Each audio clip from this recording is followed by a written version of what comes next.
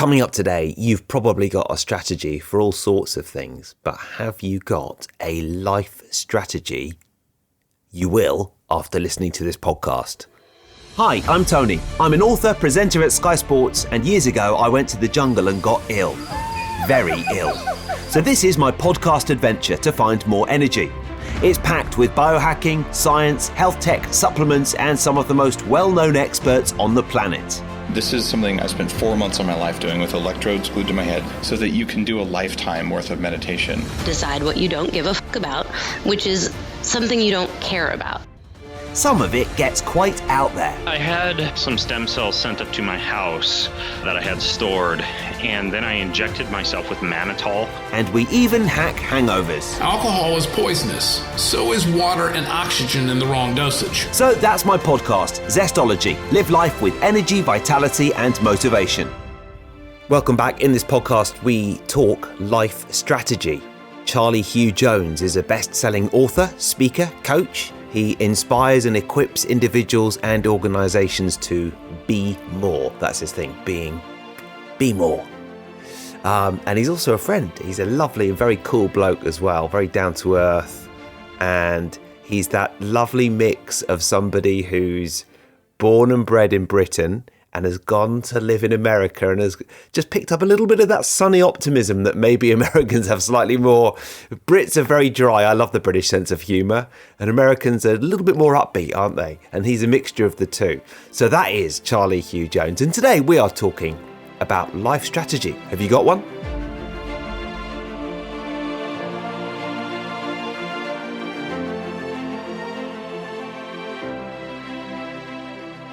Charlie, we're recording now. Great to have you on the podcast. How are you?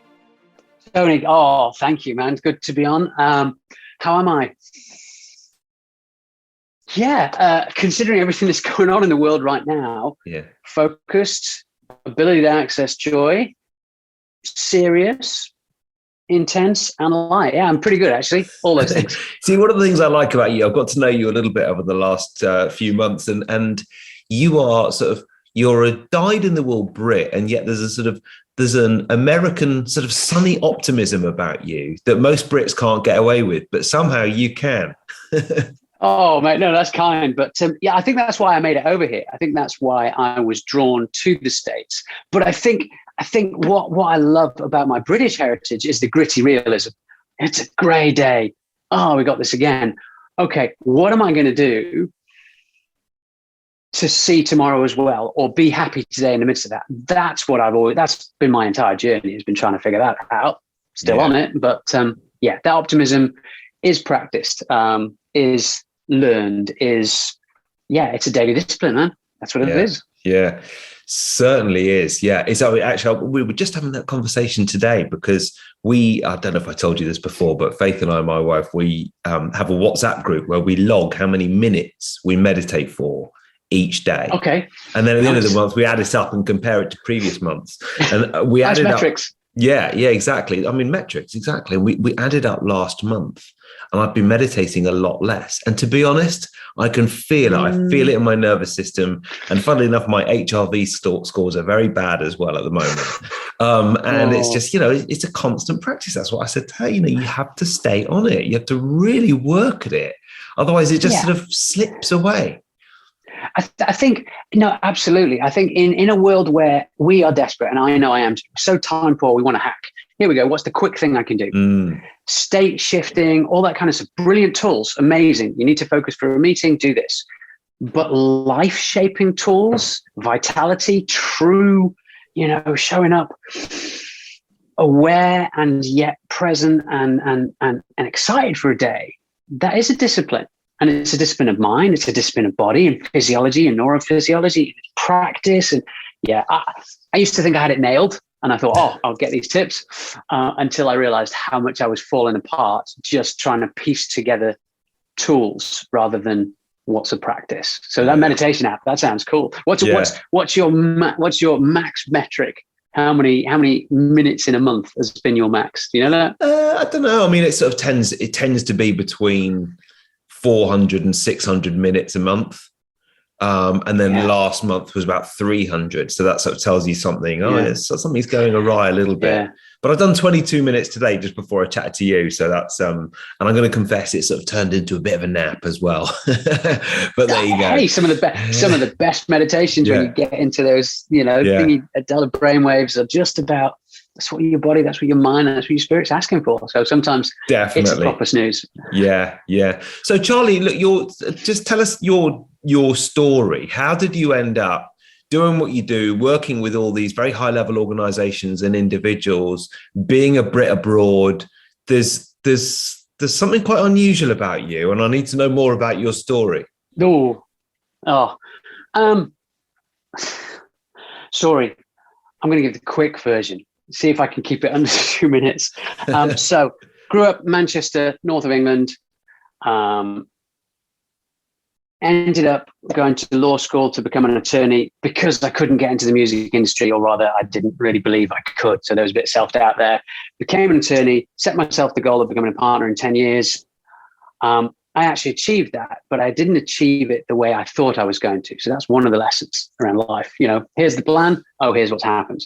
But I became a partner in a law firm, but realized that actually what really set me alight, and actually what I was inspired by, was understanding how other people are showing up and help them show up more fearlessly. That came about because the very thing that promoted me to becoming a partner in a law firm was a crisis that I happened to be participating in. I lost my, what are we, PG-13 here? Shall I not? No, I lost whatever you my like, stuff. whatever you like. Yeah. I lost my shit in a meeting with some very powerful people from Treasury, government ministers, what have you. But that was essentially because they were not addressing the issue. They were passing the buck. And so I had my Jerry Maguire moment where I went, what are you all doing? Da, da, da. I wasn't professional, but I was just going through a messy divorce. And it was the first Christmas I wasn't going to have my kids. It was the 23rd of December. I lost my shit. And actually a very kind person in the room actually said, well, what do you suggest instead? Now, it's not like the movies where suddenly, here's the answer. Here's exactly what you should do. My 5-point plan, fix this wonderful thing. I didn't actually have an answer. And it was the first time I had to go, you know what? I don't know, but I reckon you guys do. So I was then given permission to facilitate this room of very influential, high-performing, well-connected, well-paid individuals to find this solution. And it was a healthcare issue. It was 2.2 million people's urgent and emergency care in the north of England. That made the front page of the Times. Our law firm was celebrated. I got named. My law firm went, he's a brilliant lawyer. Let's make him a partner. So invite him to become a partner. And I was pretty young at the time. I was like 31, 32. So I managed and I got made partner. But I realized that how everyone had shown up in the room, including me, was completely driven by emotions and perceptions and the story going on in their head. It wasn't driven by how competent everyone was, how senior they were, etc. So I had this kind of moment of, well, what's going on here? I wasn't trained as a coach. I wasn't anything. So I decided to train as a coach. And after I got made partner, having reached exactly what I thought was the pinnacle of what I was supposed to do, what was my plan, I went, actually, no. And I resigned my partnership and became a coach because I wanted to help individuals and organizations show up more fearlessly. That's how I, posited it. So that's how I started being a coach, sort of, 10 years out of law school, having just made partner, achieved my goal and went, actually, that's not what I want to do. Was it really my story in the first place? Didn't think about it too much, just when it became a coach. And so I got to coach some amazing organizations and do some strategy and consulting work around, okay, why are you here? What's going on? And that was the start of it. So that was first 10 years. Then I kind of got lost for about 10 years. I did that for a little while and I got invited by some of the clients I was coaching to actually come and become the CEO of a business. So instead of being an advisor, instead of being on the outside as a coach, looking in, going, here, you might do this. Have you thought about that? And how do you explore this? All that kind of stuff. It was like, hey, do you want to take the wheel and steer this thing? And I'm like, this is what it's all been about. Destiny has revealed itself. I'm finally getting to lead something. That didn't work out the way, again, I had thought it would. Yeah. And I spent 10 years after that, CEO, a couple of missteps, became a lawyer again, went into consulting, worked for amazing organizations trying to shape human behavior, because that stayed my interest. How do people show up the way they do? What's going on for them? Became a strategist for the largest communication and advertising agency on the planet, not the largest, the fourth largest. Got headhunted into private equity, working in bigger and bigger deals that are trying to shape behavior at population scale in health, in education, so in good areas. And I was getting further and further away from the bit that really turned me on emotionally, spiritually, that aha moment for individuals where they go, oh, I see that now. Now I can do something different. And I was just getting further and further away, bigger and bigger clients, more and more money, more and more this. But that was a 10-year run away from my relentless inner critic that hadn't left me just because I'd become a coach and I didn't deal with it. And that was basically the second 10 years to coming back round to being a coach that I am now, doing the kind of stuff I do one-on-one, but for people who are looking to really shape how the world addresses the most pressing needs. So the SDGs, the ESGs, all that kind of stuff. That's where I kind of tend to operate, whether it be a local charity or nonprofit looking to deal with, kids and how do they engage in life in the north of England, or whether it be a water charity in Pakistan, whether it be a new AI for good in Australia. So I get to play in that space now, but I'm really, really conscious that I don't want to play at the organizational scale level. It's you. You're in front of me. This is who I've got to show up for. I want to help you show up for others. So that's how I got to do what I do now. Wow. Through a lot of missteps. Yeah. And not going according to plan, which is ironic for someone who used to be known as a strategist, because my job was, here's the strategy. Yeah. And my life didn't go according to that plan at all. And how much is it? I'm quite interested in sort of, because I obviously trained in NLP 17 years ago and always was interested in it, in the set of skills, really more from a sort of communication aspect and from a behavior change and that sort of thing. But also I always wanted to work with individual clients to sort of keep the skills fresh. And then as my Sky responsibilities extended, I sort of brought that back in a bit. And then more recently that's been expanding again, which I've been loving. I'm really enjoying working with individual clients. Cool. And there's sort of lots of different areas that I might work with them on. But I wonder, with your clients, how much it's strategy and business and in the business arena, and how much it just gets into the nitty gritty of life, because I find that's often. The answer is yes and always. There you go. So it's always, the majority of people come to me, the context is typically business or organizational. So, for example, the two most recent clients who've come to work with me, relatively new CEOs in organizations that are doing something really, really, really hard, that if successful will impact the health, for example, of millions and millions of people. So, wow. So they've come to me because I've got a track record in healthcare. I've got a track record of working with leaders. And they think, which is normal, they think, oh, I would like a coach because I want to get better in this area. So they go very laser focused, because usually very practical, very focused, very fast moving individuals. So that's kind of the business context or the organizational context, trying to do something.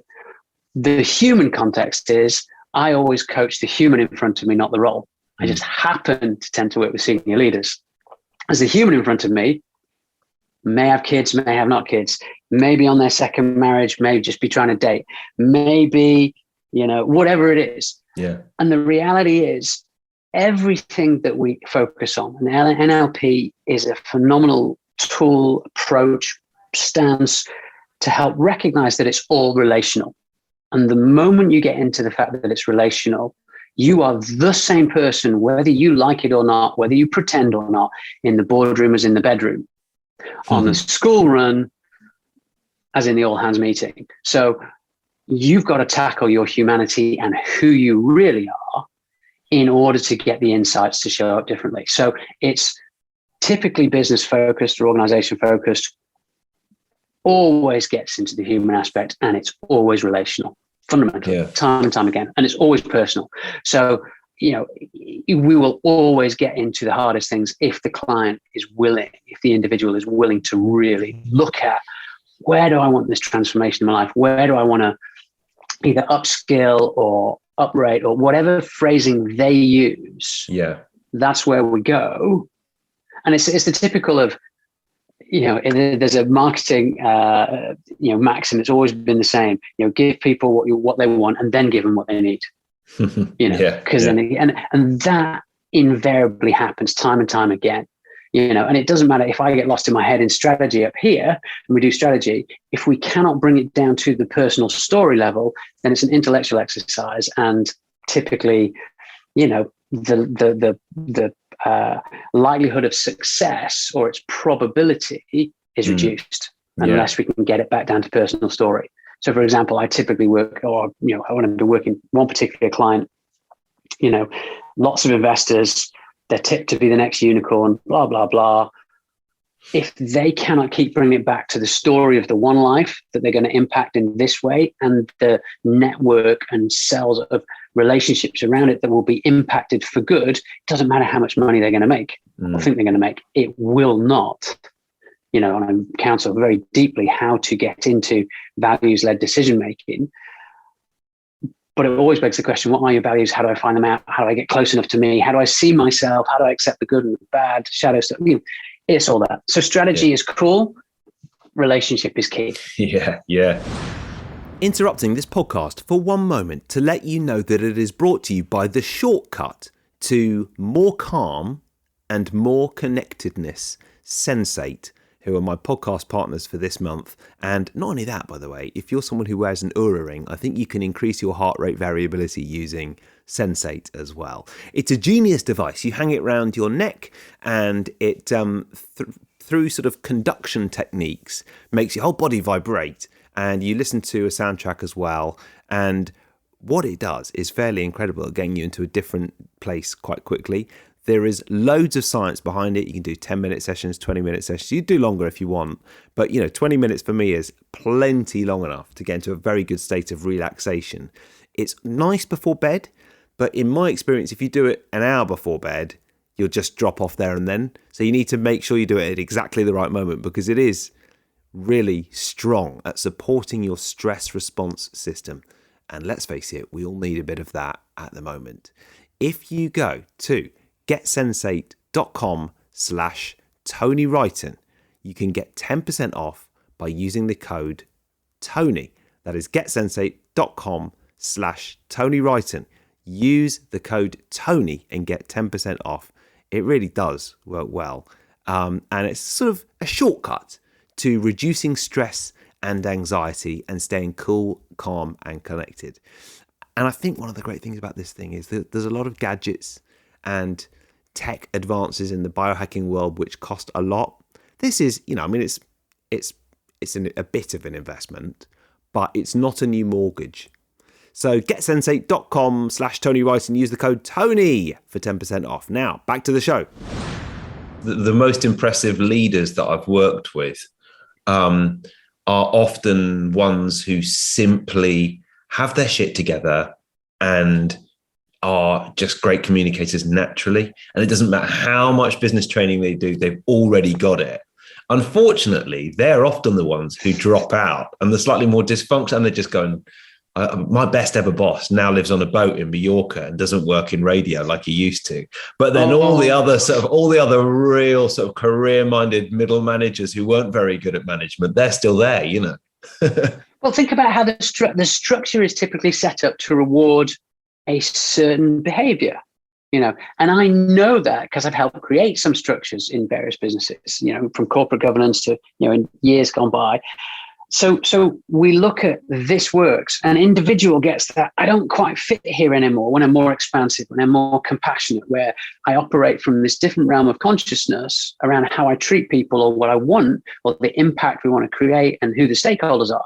The moment you come to that level, most leaders go, I can't fit in that box anymore. So, I often, when I get asked to do retreats by senior leaders and they go, I've worked with you, it's great, cool, can you come and do this for the team? So I go and do a retreat somewhere. I always counsel them, you're going to lose people. You do know that if you let us go as deep as I love to go, because that's the human piece, you're going to lose some of that team because they ain't going to want to be here. And they have to take a real kind of, okay, because that's normal. We want change. We need change. Once we see ourselves as a changing being, we're going to go after it, or we're going to sink back in. So I'm sorry you had an experience that the leaders go, and they will. Yes, I'm sure. I'm sure. They got more of a life. It's like the best politician, or the politicians that actually rise to prime minister and president are often just the ones who are hungriest, rather than the best ones who might have a bit more of a life and value a bit more time at home with the kids. Who knows? Well, who knows? That's a very complicated area to get into. But yeah, I think you're right about the leadership training piece. You can do courses and courses and courses. You can learn tools and techniques, and some, cerebral yet compassionate individuals can navigate that course.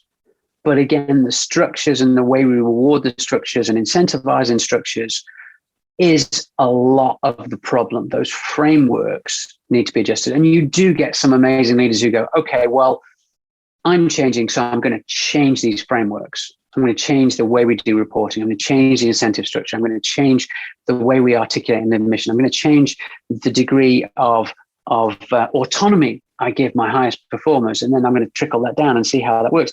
They will do it, but again, they have to be driven. So like you say, the most driven or the most hungry get it. So part of the role is figuring out what is the trigger, the motivation, the fundamental why that will allow a leader like that to go through the pain of transforming the organization while they're transforming themselves. That's really hard and rare. Yeah. So how do you measure success? Because I know how I measure it with clients, but yours might be very different. I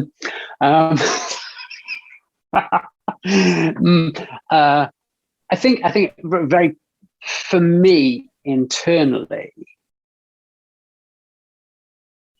I love, and this, I'll come back to the very clear question assessment. I love it when a client sees themselves for the first time in a manner that has a lot more possibility open to them rather than just what they can control through being really amazing.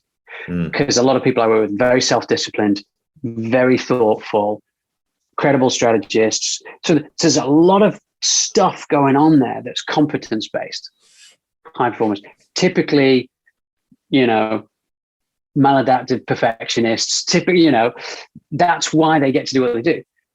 The moment they get into their own character and who they be rather than what they do, for me, I look at that and go, yeah, now you're showing up. Now life is really getting exciting. So that doesn't answer what success, but it's certainly authenticity is really, what inspires me. Yeah, self-authenticity is a good word. And there's layers, there's degrees. Just as Brené Brown talks about, how do you build trust one little bit at a time. That authenticity with self isn't just one amazing awakening moment and boom, I'm done now, I'm fixed. No, that's a journey as well, because we're constantly learning and beginning to see yourself differently and show up from a place. I often use this phrase, you acknowledge who you are, and then you act from the knowledge of who you are.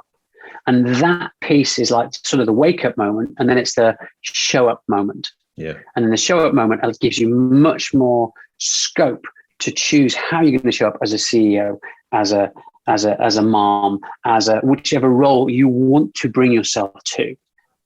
So the success for me is when I see a client expand their capacity to choose how they show up for the most important things in their life, then I count that success. Yeah.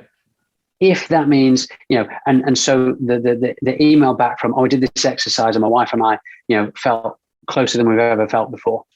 That's a win. I don't care whether the shareholder value at that moment has gone up in that month. Okay. Yeah. I know it will have an impact later on, but right now I'll count that as a win. Thank you very much. Yeah, that's awesome.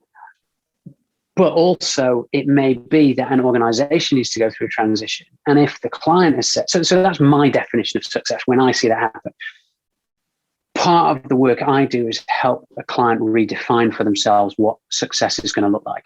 Yeah. So when they redefine it and then move towards it, that's success for me on the external piece. So there's how I feel, what I like to see, wonderful, inspires me. Yeah, let's keep going.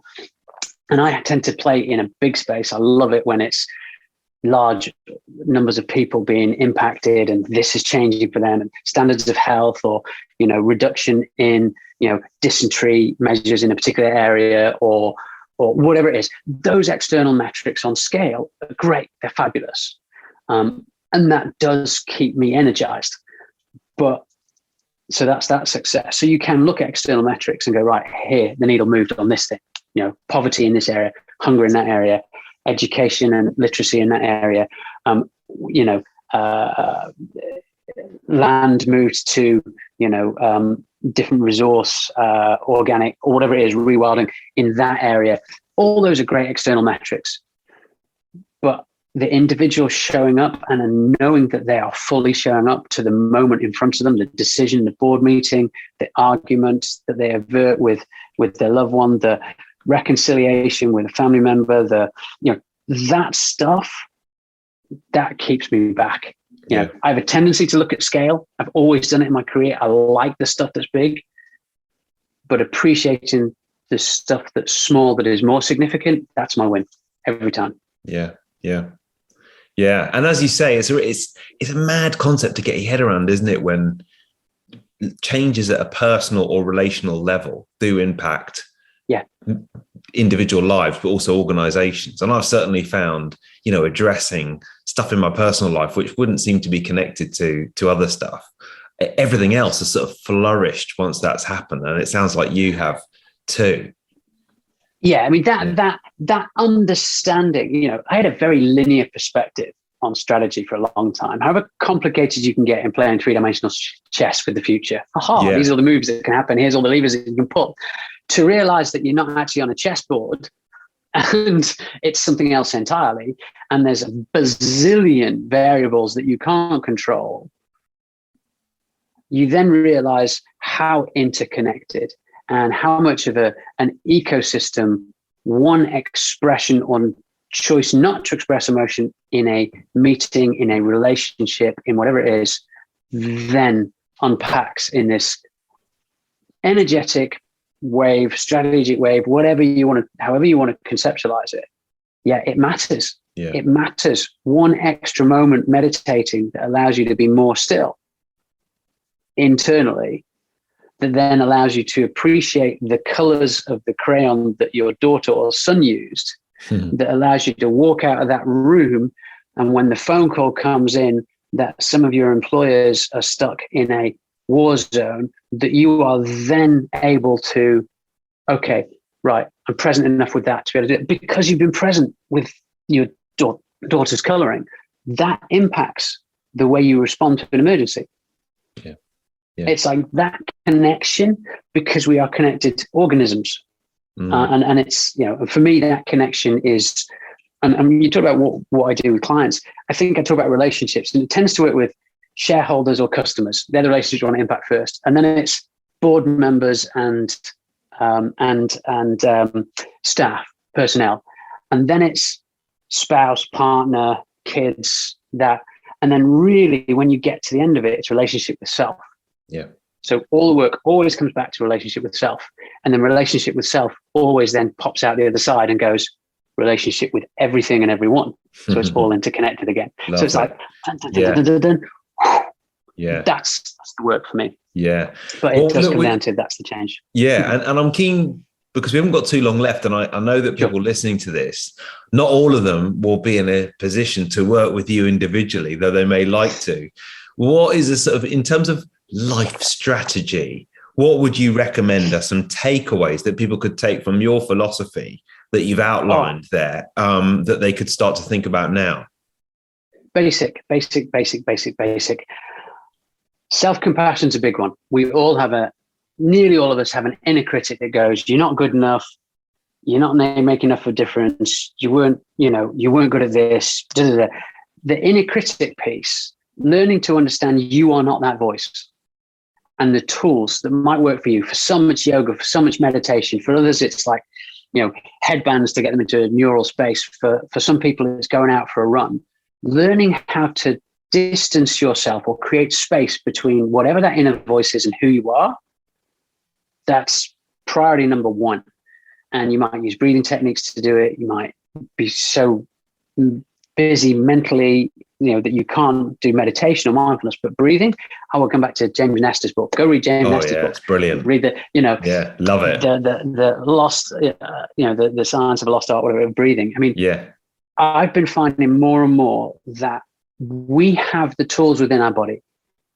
We need pills, we need other stuff to supplement, to augment, but the fundamental piece, breathing and learning to breathe more effectively first off, because we're all pretty rubbish at it, or typically we are, and then learning a couple of small little techniques, 5-minute type techniques. I mean, not like 17 hours of, Tumno breathing or what have you. Just some of those can change you sufficiently that other stuff begins to fall out. And it doesn't matter. You don't need a coach. You don't need that.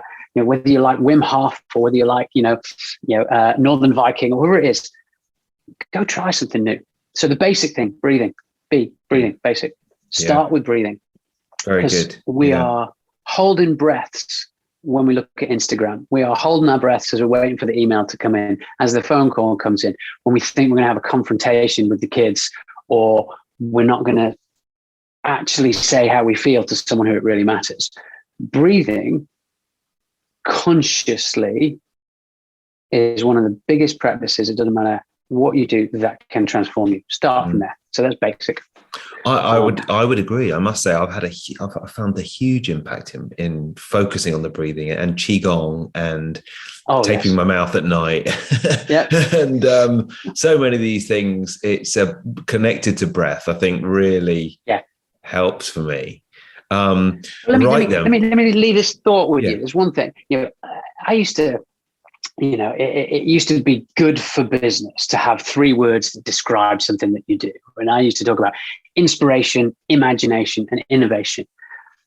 That was years ago. I was doing that. I don't use those terms now. But what I hadn't appreciated about inspiration, we think about someone being inspired, that you get energy from, that you're willing to change the world. Inspiration, it actually means breathing, taking in, and the simplest act of engaging with the world, knowing we become that breath. You can do it,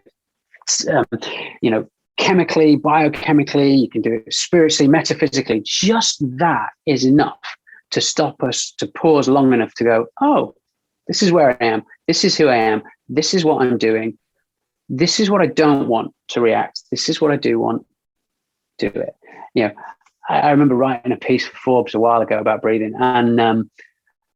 and there's this thing about, I suddenly realized I taught my kids years ago, when they're getting all stressed and agitated and all this lot, just breathing down to 10. I'm like, when do we all forget that as adults? Yeah. Very good. So anyway, there you go. Breathing, massively important. Start there. Yeah. Well, we haven't even gotten to why you're in America, but we'll save that for another podcast. I do want to know what your tip is for living with more energy and vitality, and what your book recommendation. I know you've got a book coming out, which we'll get to in a second, but what would be your recommendation for other people for a book and a tip? A book and a tip. Well, we've just been talking about breathing. So I really annoyed Abby. Well, not annoyed, but playfully irritated my wife reading. There we go. Books, thousands of books. That's what we were just talking about. Oh yeah, great. Yeah. You interviewed him, and last week you had it as one of your we did our Zespressos. Zespressos, yes. So that book, you're already recommending it, so we'll have to take that off the table, because that's a good. You can stick with that if you want. I mean, that is a brilliant book, and I would be so excited for people to read it, because it really is. It's written like a story as well. I took a lot of inspiration from his writing style, actually, because he's a brilliant writer. Oh, the way he went on, this Pulmonaut quest. Every time I read Pulmonaut, I thought of Jason and the Argonauts. I was like, Pulmonaut, oh yes, this amazing odyssey that he goes on over 10 years. So brilliant book, simple tools, really helpful. So that's a book recommendation. Again, that's breathing, which is super simple. Another book that blew me away. Okay, this is something else. If you have got the attention span, and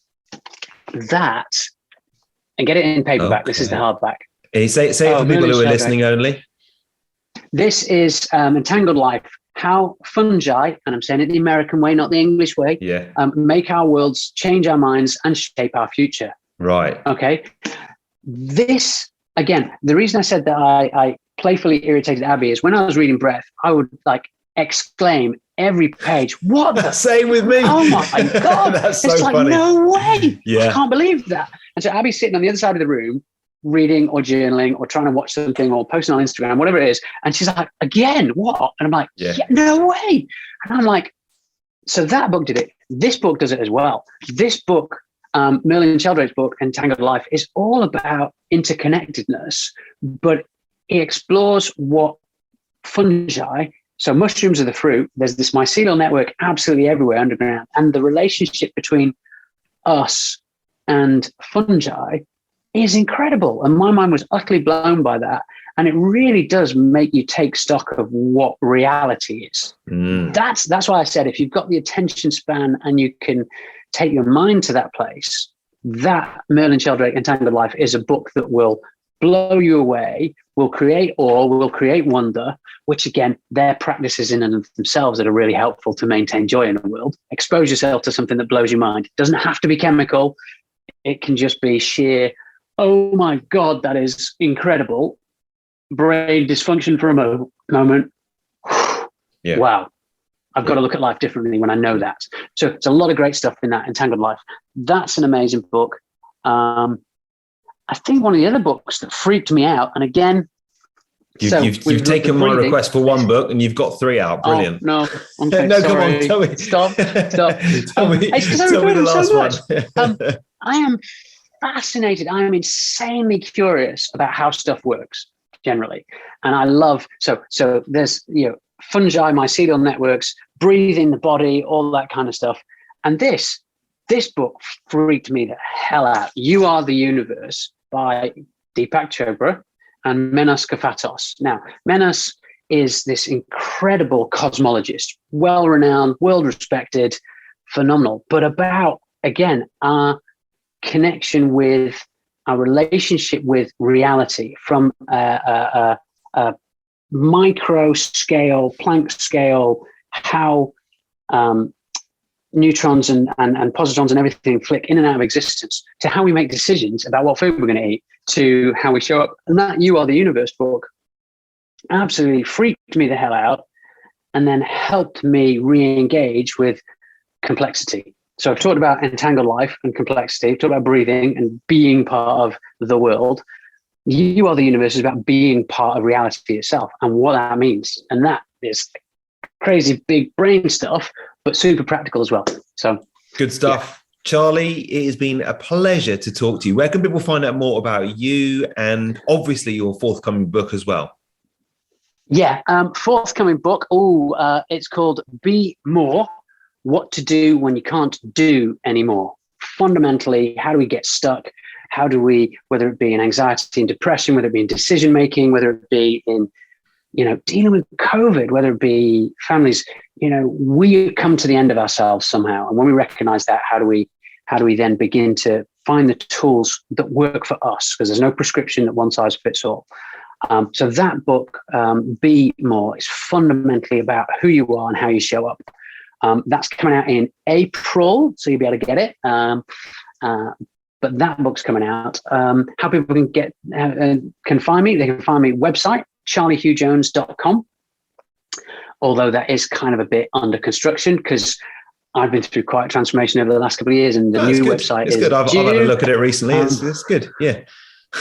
Yeah. So that is a lot more. That website, if you find me there, is a lot more energetic than perhaps the more calm, considered, deeper work that I now do with clients. But you'll get a taste of some of the stuff I've done in the past. So it's more legacy, but it points you in the right direction. So charliehughjones.com. Well, it's been great to talk. My final question is, where'd you get your hoodie? It's brilliant. I like it. This hoodie, Zadig and Voltaire. So Zadig and Voltaire. It's a French. It's a French store, and super comfy. I love this stuff. I love this hoodie. So, because I get all my hoodies from Aviator Nation in California, and it's very expensive to ship them over to the UK. But I just can't find anything that I like as much in the UK. So I'm going to try Zadig and Voltaire. This is France. Zadig and Voltaire. This is French. I like. I do wear hoodies a lot now. I used to be. People who knew me when I was a lawyer will not recognize, one, the beard. Yeah. And two, I used to be the suited and booted guy with the tie, and hoodies have just been You know, it's funny that because we've got to finish, but I want to tell you this quickly. When I did my NLP training, I firstly did the practitioner course, and then the master practitioner, and then I did the highest level, which was the trainer training. And really, the trainer training is all about platform skills. It's all about how you present on a stage. And it's 10 days of thinking about that, which I loved. And one of the things they were eager to drill into us, and this was 2007, was the fact that you should always be one step better than your audience to sort of convey a certain sense of authority.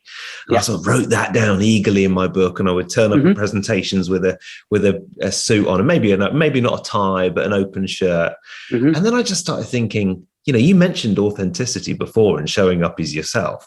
I just started turning up in t-shirts and jeans and did much better presentations and felt like I connected with people better because that's me, you know. And you, well, I was going to say it would be crazy if you didn't connect better, because we crave authenticity. Relationally, that's it. The fact that we have a presenting self and ourself, and sometimes we don't know ourselves, that's the bit that, you know, what was it? Someone once said to me, one of my coaches said to me, perfection breeds disconnection. The more together, perfect, I have these amazing presentation skills. I have got this presentation I'm going to do that's going to blow you away, and I'm going to stand up here with all my amazing body language. You know, nothing against Amy Cuddy, she's amazing, but you know, I don't need to power pose. I just need to be real, and have something worth saying, and then people will connect with you. So the hoodie is where I find myself most days. Excellent, Charlie. It's good to talk. Let's do it again soon. Thanks so much for coming on and bringing your brand of positive energy with you. Really appreciate it. Oh, thank you, Tony. Great to speak with you as always.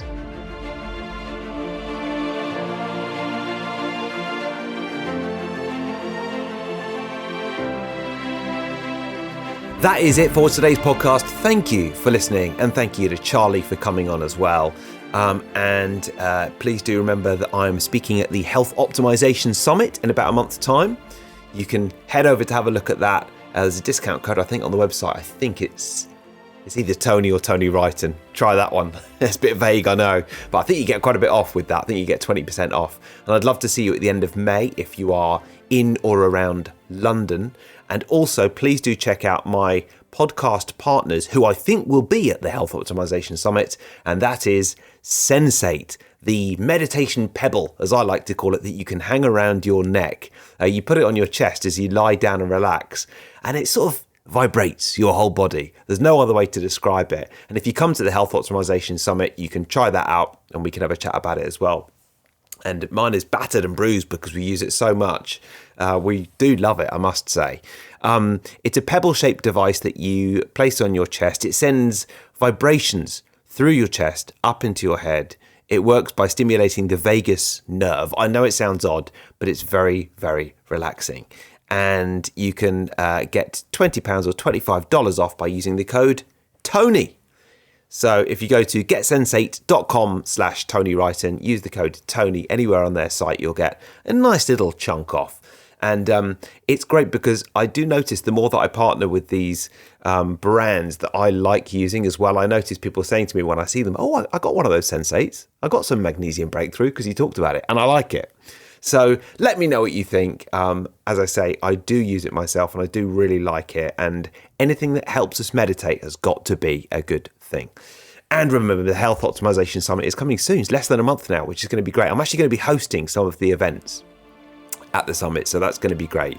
And it'd be interesting to see Sensate and all the other brands there as well. Right, that is it for today's podcast. Next week, really looking forward to it. It is August Bryce talking EMFs, screens, and tech wellness. And an incredible stat, I'm just going to whet your appetite for next week's podcast. 15% of people look at their phones during sex. That doesn't sound right to me. But we'll talk more about that next week. See you then.